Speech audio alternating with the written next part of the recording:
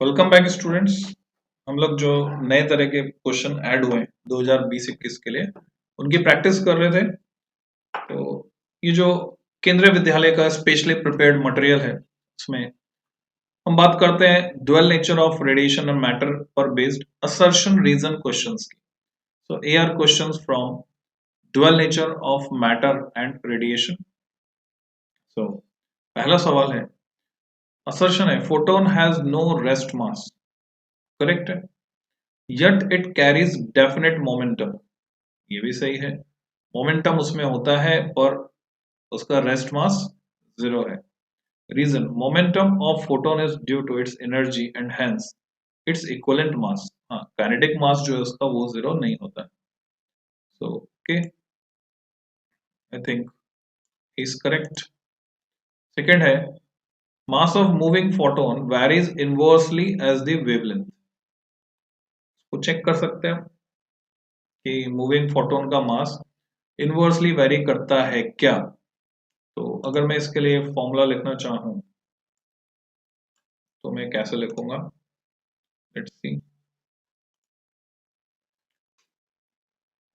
मैं लिखता हूं E इक्वल टू एनर्जी के लिए mc स्क्वेयर और equal to sc upon lambda.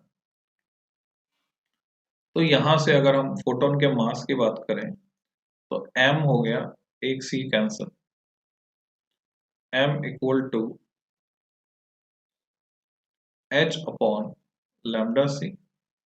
तो h और c कांस्टेंट होने से हम कह सकते हैं m is proportional to 1 upon lambda. So mass of moving photon varies inversely as the wavelength is correct. Reason, energy of the particle equal to mass into speed का square. Okay, यहाँ तक तो सही लग रहा है। तो मैं आंसर ए बना देता हूँ, फिर क्वेश्चन किस बात को सोच के बनाया गया है वो हम डिस्कस कर लेंगे। नेक्स्ट है third, in photoelectric emission the velocity of electron ejected from near the surface is larger than the coming from interior of metal। हाँ, अंदर से आएगा तो पहले उसको एनर्जी चाहिए अंदर से सरफेस तक आने की, फिर उसमें जो एनर्जी खर्च हो गई उसकी वजह से सरफेस से जो वेलोसिटी लेकर निकलेगा वो वेलोसिटी कम हो जाएगी। किसके कंपैरिजन में, जो सरफेस से निकल रहा है उसकी वेलोसिटी के कंपैरिजन। तो ये असर्शन सही दिख रहा है। Reason, the velocity of ejected electron will be zero. इसका तो कोई लिंक ही नहीं दिख रहा। Velocity of ejected electron will be zero, ना कोई लिंक है ना इसका इससे कोई संबंध दिख रहा है, तो आई थिंक डी। नेक्स्ट है, photocell is called an electric eye. ये सही बात है और आपको याद भी रखना है फैक्ट। ये जो कैमरा में होता है वो फोटो डायोड होता है। वो फोटोसेल का ही एडवांस वर्जन है, पीएन जंक्शन वाला, और उसको हम इलेक्ट्रिक आई या इलेक्ट्रॉनिक आई कह सकते हैं। Reason, when light is incident on some semiconductor its electrical resistance is reduced। अब अंतर सिर्फ इतना है कि फोटो डायोड अलग होता है और फोटो सेल अलग होता है। तो उस वजह से यहाँ जो सेमीकंडक्टर की बात की गई है वो वैसे अनलिंक्ड है। फिर इसका जो आंसर दिया है उसके बेसिस पे मैं इसका एक्सप्लेनेशन दूंगा आपको, इन्होंने क्या आंसर दिया है, तब मैं इसमें करेक्शन करना चाहूंगा, फोटो सेल की बजाय फोटो डायोड कहना चाहूंगा उसको। अगर मैं इसको फोटो डायोड कहता हूं तो light incident on some semiconductor its electrical resistance is reduced, ये ऑप्शन ए बन जाएगा, यानी ये रीजन इस असर्शन का करेक्ट एक्सप्लेनेशन होगा, प्रोवाइडेड यहाँ पर फोटो सेल की जगह हम फोटो डायोड लिखें। नेक्स्ट है fifth, the de Broglie equation has significance for any microscopic or submicroscopic particle। हाँ, ऑब्वियसली फोटोन के लिए भी हमने निकाला। The de Broglie wavelength is inversely proportional to mass of the object if velocity is constant। हाँ, तो velocity constant है, ये देखा हमने, अगर c आ रहा है स्पीड ऑफ लाइट, ठीक है, मीडियम है तो वो वेलोसिटी कांस्टेंट हमें माननी पड़ेगी। ओके, ये भी मुझे ए लग रहा है। उसका लिंक है क्या, the de Broglie equation has significance for any, दोनों स्टेटमेंट करेक्ट है पर आपस में लिंक कुछ नहीं है, तो बी। नेक्स्ट है six, A particle of mass m at rest decay into particles of masses m1 and m2 having non-zero velocities will have ratio of de Broglie wavelengths unity. ये टूटता है, ब्रेक होता है बच्चों, ये क्वेश्चन की form में आया हुआ है, बोर्ड में 2-3 बार पूछा हुआ है। तो मास्ट m वाला जो रेस्ट पर था वो टूटता है m1 और m2 में, तो हमें पता है उनके मोमेंटम इक्वल होंगे, तो एक आगे जाएगा तो दूसरा पीछे जाएगा, m1v1 equal to m2v2 having non zero velocity will have ratio of de Broglie wavelength unity. ये करेक्ट है। करेक्ट कैसे हो गया वो आप समझ सकते हैं, कैसे कहाँ गया बोर्ड मेरा, ये रहा। ऐसे करेक्ट हो गया बच्चों की P1 एक पार्टिकल का जो मोमेंटम है वो दूसरे पार्टिकल के मोमेंटम के बराबर होगा और अपोजिट डायरेक्शन में होगी वेलोसिटी। अगर मैं वेक्टर बना दूंगा तो यहाँ पे मुझे माइनस लिखना होगा, law of conservation of linear momentum से। और लैम्डा जो है वो h बाय p होता है, इसको मैं p2 कहता हूँ, दूसरा पार्टिकल। तो h बाय p होता है, जब p1 p2 बराबर है तो वेवलेंथ सेम हो गई, तो वेवलेंथ का रेशियो 1 हो गया। माइनस साइन तो डायरेक्शन को बता रहा है। Reason here we can not apply conservation of linear momentum, ऐसा तो है नहीं, कंजर्वेशन ऑफ लीनियर मोमेंटम हम अप्लाई करते हैं यहाँ पर भी। So what is here, assertion is correct, reason is wrong and reason is not the correct explanation, so C पर जाते हैं। नेक्स्ट है question number 8, okay 7, photoelectric effect demonstrates the wave nature of light, no, it supports particle nature। the number of photoelectrons is proportional to frequency of light, ऐसा भी नहीं।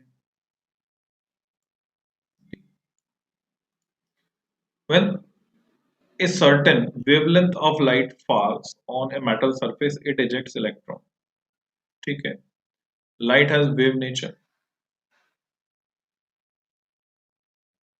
कोई link नहीं है, सो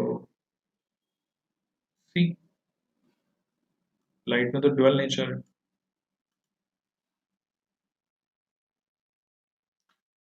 Ninth, as work function of a material increases by some mechanism, it requires greater energy to excite the electrons from its surface. Work function of a material increases by some mechanism, अगर बढ़ा दिया जाए, it requires greater energy to excite the electrons from its surface. Excite तो करना नहीं होता, निकाल ही देते हैं हम तो, आयनाइज हो जाता है। चलो ठीक है, रीजन पढ़ते हैं। Plot of stopping potential V2 versus frequency nu, ये न्यू होना चाहिए symbol. For different materials has greater slope for metals with greater work function। Slope तो सबका कांस्टेंट होता है h अपॉन e के बराबर, तो ग्रेटर स्लोप कहना तो गलत हो जाएगा, तो ये रीजन गलत भी है और इसका कोई लिंक भी नहीं है इससे। तो जबकि असर्शन तो सही है अगर वर्क फंक्शन बढ़ा दिया जाए, इसलिए सी। 10th है, light of frequency 1.5 times the threshold frequency is incident on photosensitive material, ठीक है, फोटोइलेक्ट्रिक एमिशन हो जाएगा। If the frequency is half and intensity is doubled the photo current remains unchanged, not at all. ऐसा तो कैसे होगा, frequency को आधा कर दे, इंटेंसिटी को डबल कर दे, फोटो इलेक्ट्रिक करंट तो बढ़ेगी जो कि इंटेंसिटी पर डिपेंड करती है, फ्रीक्वेंसी पर डायरेक्टली कोई डिपेंडेंस है नहीं। Reason the photo electric current varies directly with intensity of light and frequency of light, no.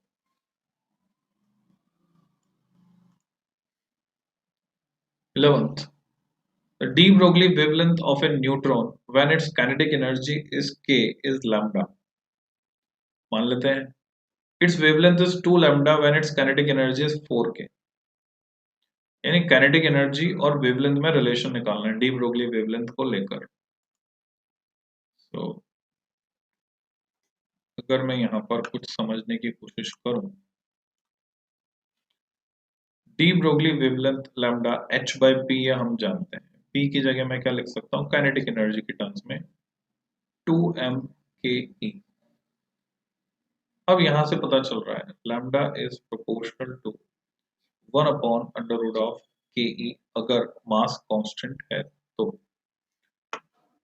D Broglie wavelength of neutron mass constant रखा न्यूट्रॉन का और इट्स काइनेटिक एनर्जी के है तो ये लैम्डा है। और अगर ये 4k हो जाएगी 4k तो ये तो लैम्डा बाई 2 हो जाएगी। नीचे 1/2 का फैक्टर आएगा। अगर काइनेटिक एनर्जी हम बढ़ा रहे हैं तो वेवलेंथ कम हो रही है, बढ़ नहीं रही है, तो assertion is wrong. Reason the de Broglie wavelength lambda is proportional to square root of kinetic, directly नहीं है, इनवर्सली है।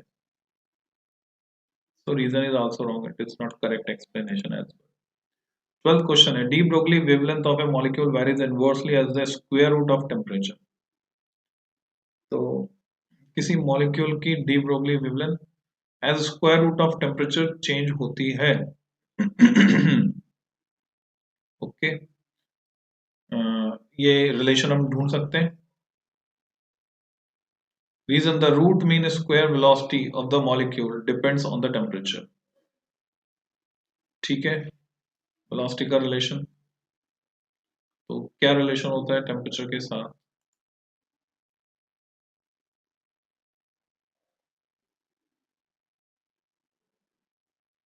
लैम्डा का वेलोसिटी के साथ रिलेशन वो इनवर्स रिलेशन है और यहां पर भी लिखा है वेरीज इनवर्सली, ठीक है, as square root of temperature. Okay तो मैच हो गया।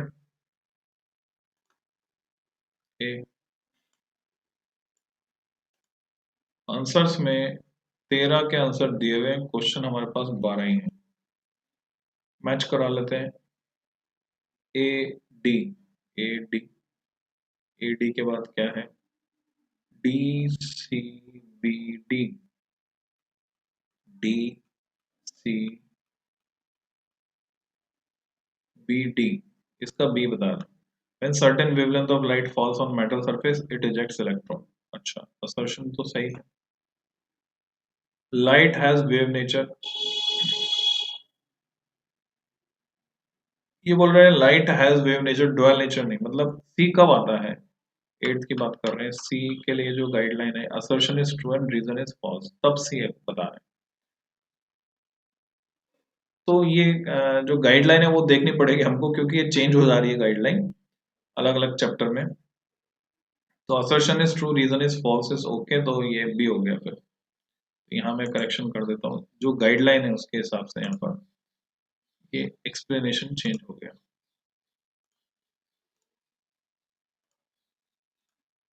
तो इसका आंसर बनाता हूँ B.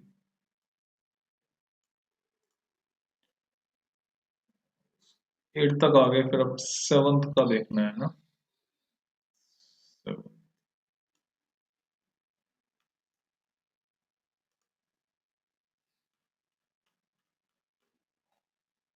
D A C,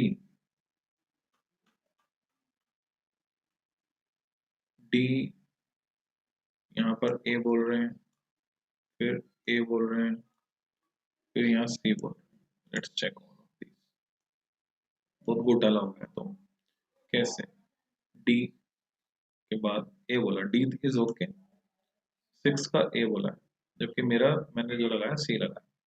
A particle of mass m at rest decays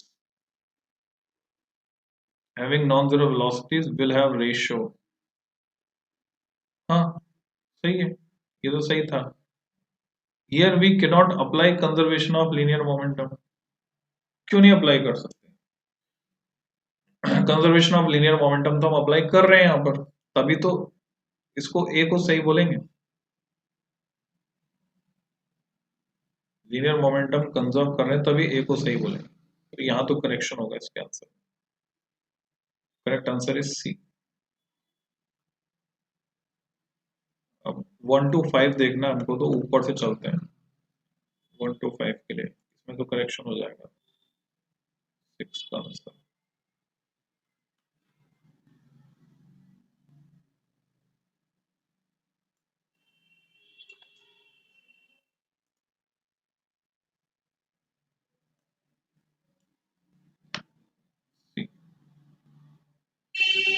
because सिर्फ लाइट में सिर्फ वेव नेचर नहीं है, लाइट में जो है डुअल नेचर है, और उसका रीजन भी वो सही नहीं है।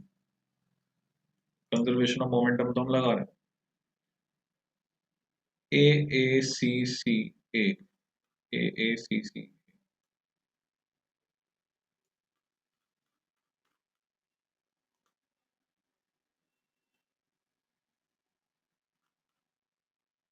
ज्यादा ऊपर चले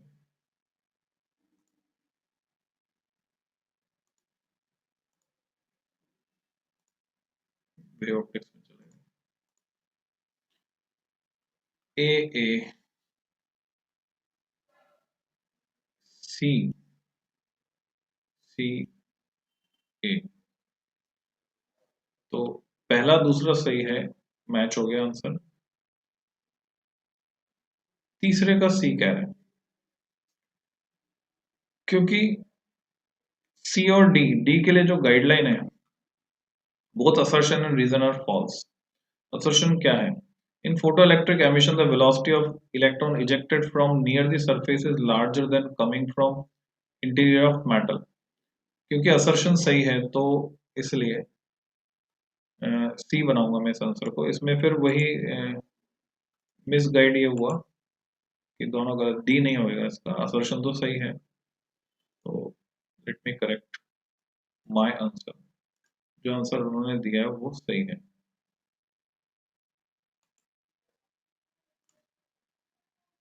इसका सही जवाब होगा सी।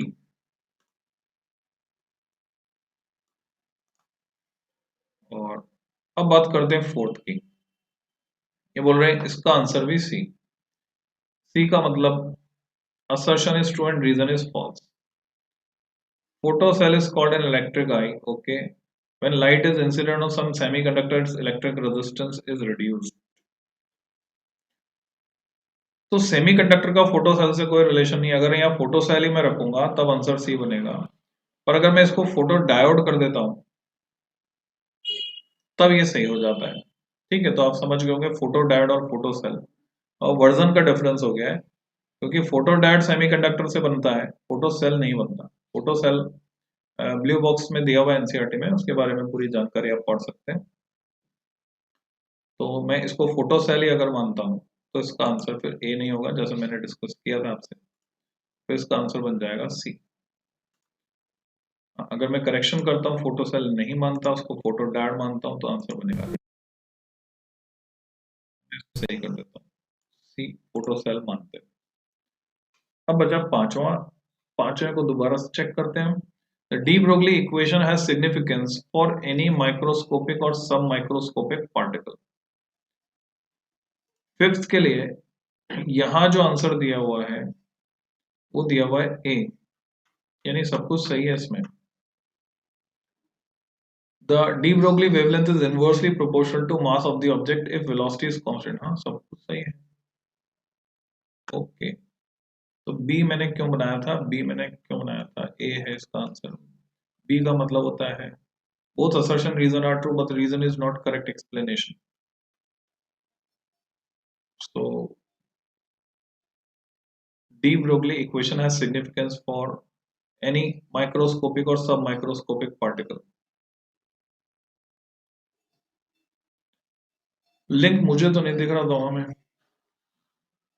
अगर कह रहे हैं हम डी ब्रोगली इक्वेशन की सिग्निफिकेंस है माइक्रोस्कोपिक और सब माइक्रोस्कोपिक पार्टिकल के लिए, तो इनवर्सली प्रोपोर्शनल टू मास है इसका, इससे लिंक ऐसे समझ सकते हैं हम कि मास कम है माइक्रोस्कोपिक सब माइक्रोस्कोपिक, यानी बहुत छोटा पार्टिकल है। डायरेक्ट लिंक तो नहीं दिख रहा, तो मैं तो बी ही बनाना चाहूंगा इसका। ओके, तो हमने डिस्कस किए 12 सवाल। मैं करेक्शन में लगा देता हूँ, फिफ्थ का आंसर मैं बनाऊंगा बी, बिकॉज मुझे वहां कोई लिंक नजर नहीं आता। 13 यहाँ पर है ही नहीं, तो इसको गायब करते हैं हम। और इस लेक्चर में अभी इतना ही, नेक्स्ट लेक्चर में मैं डिस्कस करूंगा case study based question from dual nature. Till then, happy learning.